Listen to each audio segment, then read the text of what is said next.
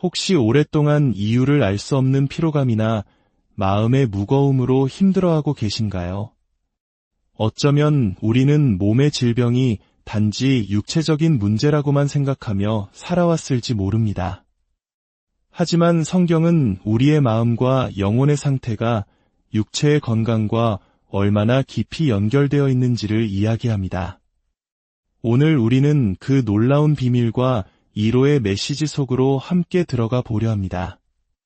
오늘 이 이야기가 당신의 마음에 깊은 울림과 위로를 준다면 구독과 좋아요를 통해 더 많은 분들이 이 은혜를 나눌 수 있도록 함께 해주세요. 당신의 그 작은 손길 위에 하나님의 크신 축복이 함께하기를 기도합니다. 성경 잠언에는 이런 말씀이 있습니다. 마음의 즐거움은 양약이라도 심령의 근심은 뼈를 마르게 하느니라. 하나님께서 농담으로 하신 말씀일까요? 아닙니다. 이것은 어떠한 부작용도 없는 하늘로부터 오는 가장 완벽한 처방전입니다. 질병이라는 단어의 뿌리를 따라가 보면 기력이 쇠하여 지친 상태라는 의미에 다다릅니다. 악한 영은 우리의 마음에 슬픔을 심고 걱정의 화살을 쏘아댑니다. 그러면 우리는 자신도 모르는 사이에 극심한 스트레스를 겪으며 서서히 기력을 잃어갑니다. 하지만 설령 상황이 좋지 않을 때라도 우리에게는 기뻐할 이유가 있습니다. 바로 우리를 사랑하시는 주님 안에서 기쁨을 누리는 것입니다. 주님 안에서 즐거운 마음을 지킬 때 치유의 능력이 흘러나오기 시작합니다. 예수님께서도 그 앞에 있는 기쁨을 위하여 십자가를 참으셨다고 했습니다. 그분이 쓰러지고 또다시 일어서며 그 끔찍한 고통의 길을 걸으셨던 이유는 바로 당신을 사랑했기 때문입니다.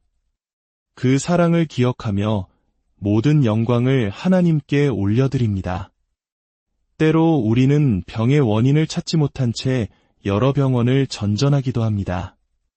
물론 의사들은 인류의 고통과 싸우는 귀한 분들입니다. 그들은 수많은 전문 용어와 화학물질을 다루는 지식뿐만 아니라 환자의 두려움과 불안을 잠재우고 그들의 이야기에 귀 기울여야 하는 사람들입니다. 우리는 인류의 공통된 적인 질병과 싸우는 모든 의료진에게 감사해야 합니다. 이것이 바로 우리가 싸워야 할 진짜 전쟁입니다. 사람과 싸우는 것이 아니라 질병과 고통, 절망과 싸우는 것입니다. 구약 성경을 읽다 보면 하나님께서 이스라엘 백성에게 적들을 멸하라고 명령하시는 장면이 나옵니다. 그 당시의 적들은 실제로 그들의 자녀를 학대하고 마을을 약탈하던 물리적인 존재였습니다. 하지만 오늘날 우리는 그 이야기들을 영적인 차원에서 이해해야 합니다. 우리의 진짜 적은 눈에 보이지 않는 질병과 연약함, 그리고 우리를 넘어뜨리려는 어둠의 세력들입니다. 그리고 지금으로부터 약 2000년 전 예수님께서 십자가에 달리심으로 이 모든 싸움의 승리를 우리에게 주셨습니다. 성경은 말합니다. 그가 채찍에 맞음으로 우리는 나음을 받았도다. 예수님께서 십자가에 달리시기 전에 왜 그토록 참혹한 채찍질을 당하셔야만 했을까요? 구약시대의 희생제물을 생각해보면 그 차이를 알 수 있습니다. 희생제물로 바쳐지는 동물들은 먼저 고통 없이 죽임을 당한 뒤에 제단에 올려졌습니다. 이는 인도적인 방식이었을 뿐만 아니라 동물이 극심한 공포나 충격 속에서 죽을 때 혈액과 근육에 독소가 퍼지는 것을 막기 위함이었습니다. 성경이 스스로 죽은 짐승의 고기를 먹지 말라고 한 이유도 여기에 있습니다. 하지만 우리 주 예수님은 달랐습니다. 그분은 먼저 고난을 당하시고 그 후에 십자가라는 제단 위에 오르셨습니다. 왜일까요? 성경은 상처는 상처로, 화상은 화상으로, 채찍 자국은 채찍 자국으로 갚을지니라 라고 기록합니다. 이는 당신이 겪는 모든 종류의 고통과 상처를 예수님께서 자신의 몸으로 대신 받으셨다는 의미입니다. 그분은 우리의 죄뿐만 아니라 우리의 모든 질병과 아픔을 친히 자신의 몸에 짊어지셨습니다. 성경은 예수님께서 우리의 죄를 자신의 몸으로 직접 짊어지셨다고 강조합니다. 그의 영이 죄로 물든 것이 아니라 바로 그분의 육체가 우리의 모든 연약함과 질병, 죄의 대가를 짊어지는 제물이 되셨다는 것입니다. 그분의 혼은 고통을 겪으셨지만 그분의 영은 결코 죄에 정복당하지 않았습니다. 예수님은 완전한 하나님이시자 완전한 인간이셨기에 인간으로서 육체적인 죽음을 맞으실 수는 있었지만 영적으로 죽으실 수는 없었습니다. 십자가 위에서 다 이루었다고 선포하셨을 때 구원의 사역은 완벽하게 끝났습니다. 그 후 지옥에 가신 것은 구속을 완성하기 위함이 아니라 완성된 구원을 선포하기 위함이었습니다. 희생 제물을 바칠 때 제사장들은 동물의 가죽을 벗겨내어 그 속을 드러낸 뒤에 제단에 올렸습니다. 예수님께서 십자가에 달리셨을 때 그분의 등은 이미 채찍질로 인해 피부를 거의 찾아볼 수 없는 핏덩어리 상태였습니다. 시편 22편의 예언처럼 예수님은 내 뼈들이 나를 보고 응시하나이다 라고 말씀하셨습니다. 채찍질이 그분의 살점을 찢어내고 뼈를 드러냈던 것입니다. 그분은 제단에 오르시기 전에 말 그대로 살가죽이 벗겨지는 고통을 당하셨습니다. 그분은 인간으로서 피곤함과 고통을 그대로 느끼셨습니다. 신성을 지니셨음에도 불구하고 자신의 육체적, 감정적 고통을 덜기 위해 그 능력을 사용하지 않으셨습니다. 온전한 인간으로서 우리의 모든 고통을 겪으시기 위함이었습니다. 신명기 25장에는 채찍질에 관한 율법이 나옵니다. 죄를 지은 사람에게 태형을 선고할 때 재판장은 그를 땅에 엎드리게 하고 죄에 따라 매를 때리되 40대를 넘지 못하게 했습니다. 이는 형제를 비천하게 여기지 않도록 하기 위함이었습니다. 하지만 예수님께서 받으신 것은 유대의 가벼운 회초리가 아닌 로마의 끔찍한 채찍, 플라겔룸이었습니다. 이 채찍은 여러 가닥의 가죽끈으로 이루어져 있고 각 가닥 끝에는 날카로운 뼈조각이나 녹슨 쇠붙이가 박혀 있었습니다. 채찍이 등을 한번 내리치면 이 갈고리들이 살속 깊이 파고들었고 병사가 채찍을 잡아당길 때마다 살점이 뭉텅이로 찢겨져 나갔습니다. 한 번의 채찍질은 단순히 한 줄의 상처가 아니라 여러 갈래의 끔찍한 상처를 동시에 남기는 것이었습니다. 그리고 성경은 바로 그의 채찍 자국들로 우리가 나음을 입었다고 말합니다. 이사야서 신세장 4절과 5절은 이렇게 예언합니다. 실로 그는 우리의 질고를 지고 우리의 슬픔을 당하였거늘 우리는 생각하기를 그는 징벌을 받아 하나님께 맞으며 고난을 당한다 하였노라. 그가 찔림은 우리의 허물 때문이요 그가 상함은 우리의 죄악 때문이라.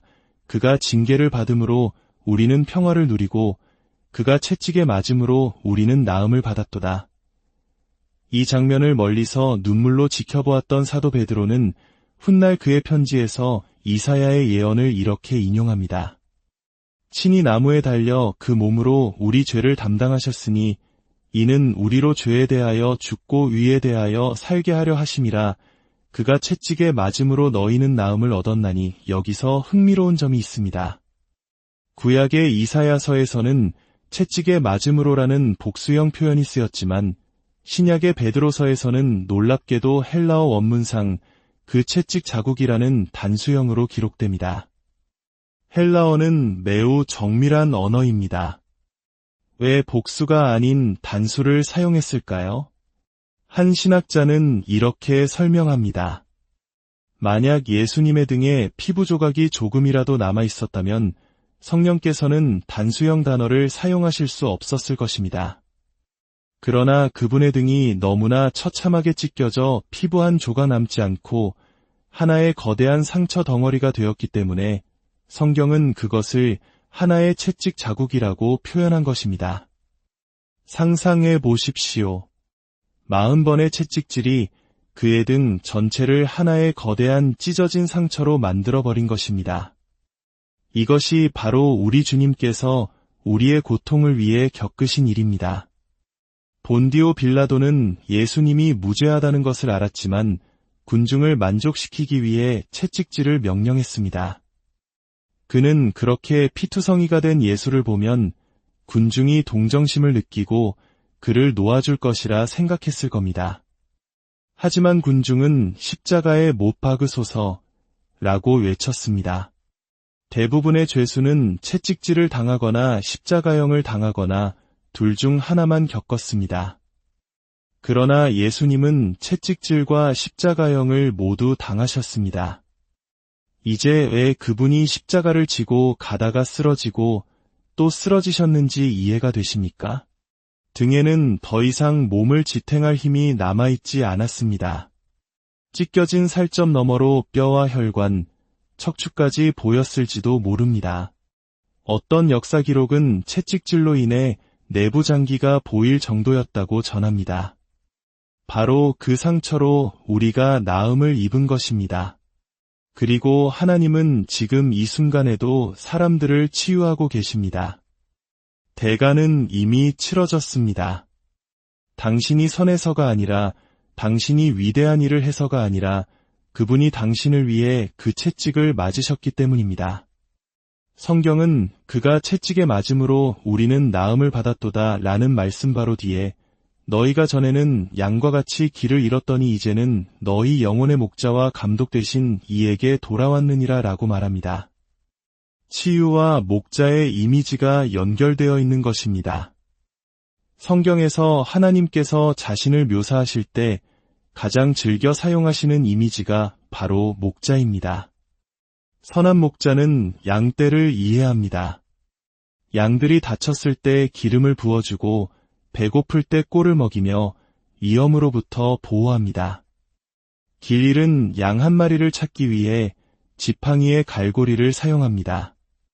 우리는 모두 양처럼 길을 잃고 각기 제 길로 갔던 자들입니다.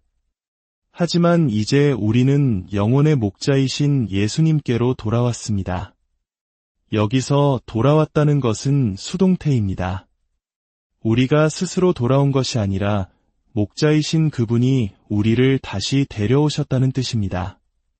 하나님께서 주시는 신성한 건강의 비결 중 하나는 바로 당신이 양이고 주님이 당신의 목자라는 사실을 깊이 깨닫는 것입니다.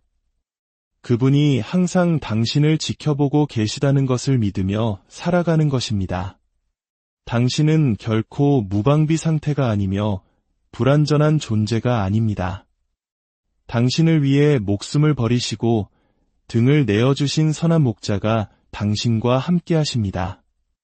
월요일에 다시 일터로 돌아갈 때, 이제 나는 이 차가운 세상에 혼자야 라고 느끼지 마십시오. 세상은 당신에게 무관심할지 모르지만 당신의 목자께서는 당신을 지켜보고 계십니다. 요셉이 감옥에 있었을 때에도 주님께서 그를 지켜보고 계심을 알았기에 그는 건강할 수 있었습니다.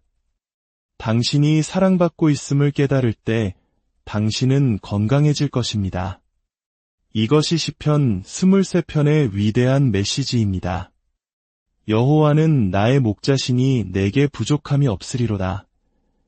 이 말씀을 자녀들에게 가르치고 묵상하게 하십시오. 주께서 내 원수의 목전에서 내게 상을 차려주시고 기름을 내 머리에 부으셨으니 내 잔이 넘치나이다. 내 평생의 선하심과 인자하심이 반드시 나를 따르리니 어린아이가 이 진리를 마음속에 품을 수 있다면 그의 인생은 얼마나 든든하겠습니까? 하나님께서는 우리가 행복한 사람이 되기를 원하십니다. 예수님께서는 배신당하시던 그 밤에도 제자들에게 말씀하셨습니다. 내가 이것을 너희에게 이름은 내 기쁨이 너희 안에 있어 너희 기쁨을 충만하게 하려 함이라. 그분의 기쁨이 우리 안에 머물기를 원하신다는 것입니다. 여기서 기쁨을 의미하는 헬라어 카라는 은혜를 뜻하는 카리스에서 파생된 단어입니다. 우리의 기쁨은 승진이나 건강 같은 상황에서 비롯되는 것이 아닙니다. 우리의 기쁨은 오직 우리 삶에 부어주시는 하나님의 은혜, 카리스에 그 뿌리를 두고 있습니다. 그래서 성경은 주 안에서 항상 기뻐하라고 말합니다. 다시 이사야서 53장 4절로 돌아가 보겠습니다. 실로 그는 우리의 질고를 지고 우리의 슬픔을 당하였거늘. 여기서 질고에 해당하는 히브리어 원어 콜리어의 첫 번째 의미는 바로 질병입니다. 슬픔에 해당하는 마크오브의 첫 번째 의미는 고통입니다. 하나님께서는 예수님이 우리의 죄를 대신 지셨다는 사실보다 우리의 질병을 대신 지셨다는 사실을 믿기 어려워할 것을 아시고 실로 분명이라는 단어를 사용하여 강조하셨습니다. 원문의 가장 충실한 번역 중 하나는 이렇게 말합니다. 분명히 그가 우리의 질병들을 짊어지셨고 우리의 고통들을 지고 가셨다. 이것이 영적인 치유만을 의미하는 것이 아님은 마태복음 8장을 통해 명확히 알 수 있습니다. 예수님께서 귀신 들린 자들을 말씀으로 쫓아내시고 모든 병든 자를 고치신 후에 성경은 이렇게 기록합니다.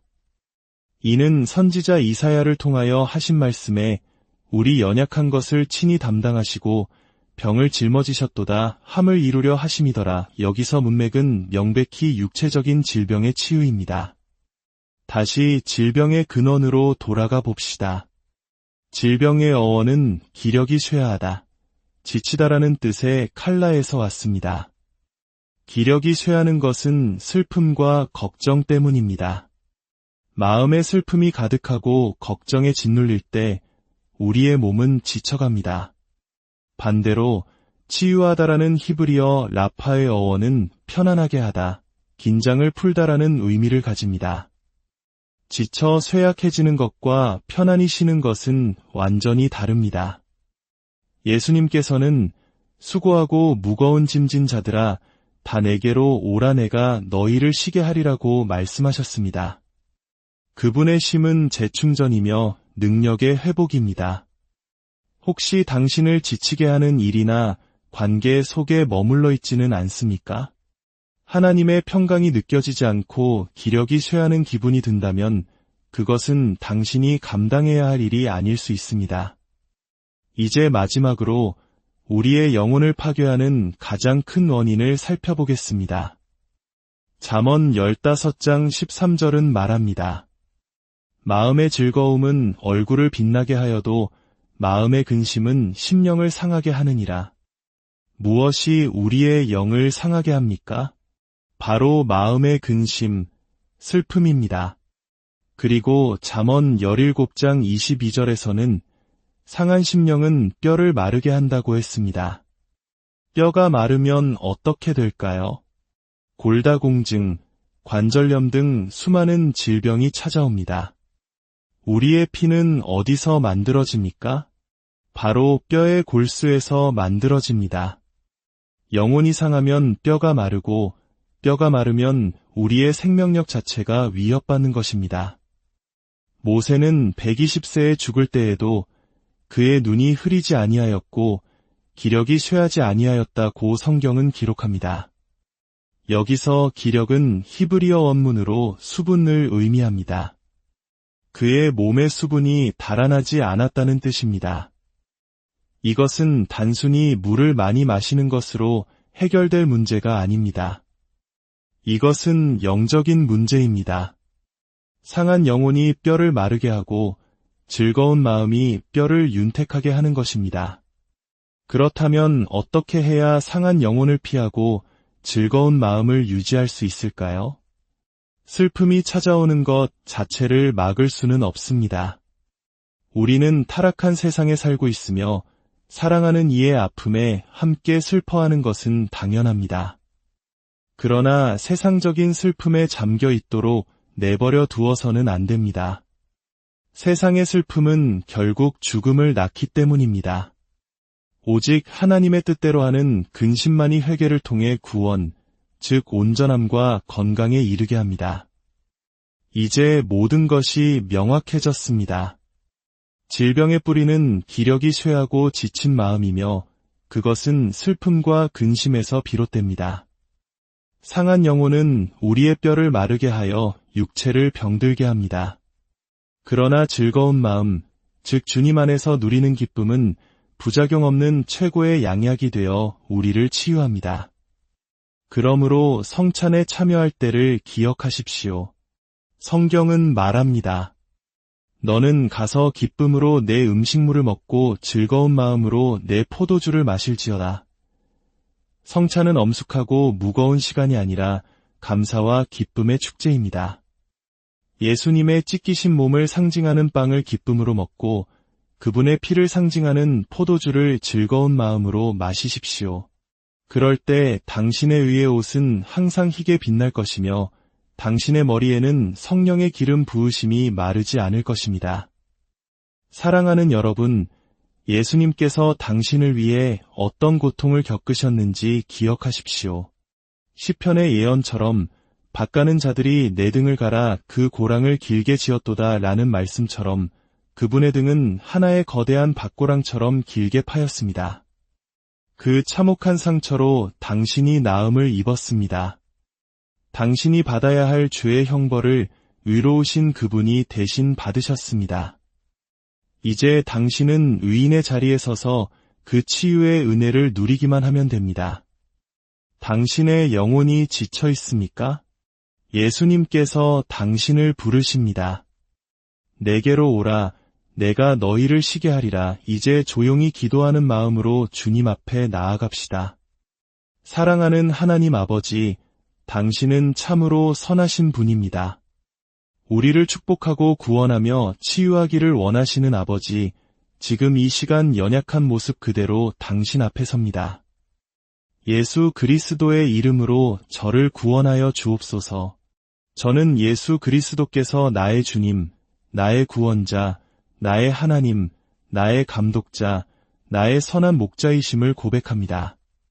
주님께서 나를 위해 죽으시고 죽음을 이기시고 부활하셨음을 믿습니다. 이제 주님은 살아계셔서 나의 모든 걸음마다 사랑으로 나를 지켜보고 계십니다. 주님의 보혈이 나의 모든 죄를 씻으셨습니다. 감사드리며 예수님의 이름으로 기도합니다. 아멘. 이제 주님은 당신의 목자이십니다. 당신의 삶에 일어나는 어떤 일도 그분의 사랑의 필터를 거치지 않고는 당신에게 닿을 수 없습니다. 앞으로 슬픔이 찾아올 때 그 슬픔의 골짜기를 그저 통과하십시오. 그곳에 머물지 마십시오. 세상의 슬픔은 죽음을 낳지만 주 안에서의 기쁨은 생명을 낳습니다. 사랑하는 하나님 아버지, 지금 이 음성을 듣는 당신의 모든 자녀들을 축복합니다. 이 한 주간 모든 해와 위험으로부터, 모든 질병과 감염으로부터, 모든 어둠의 권세로부터 이들을 보호하여 주옵소서. 이들과 이들이 사랑하는 모든 가족들을 지켜주시고 그 어떤 비극과 악한 세력도 틈타지 못하도록 막아주옵소서. 주님께서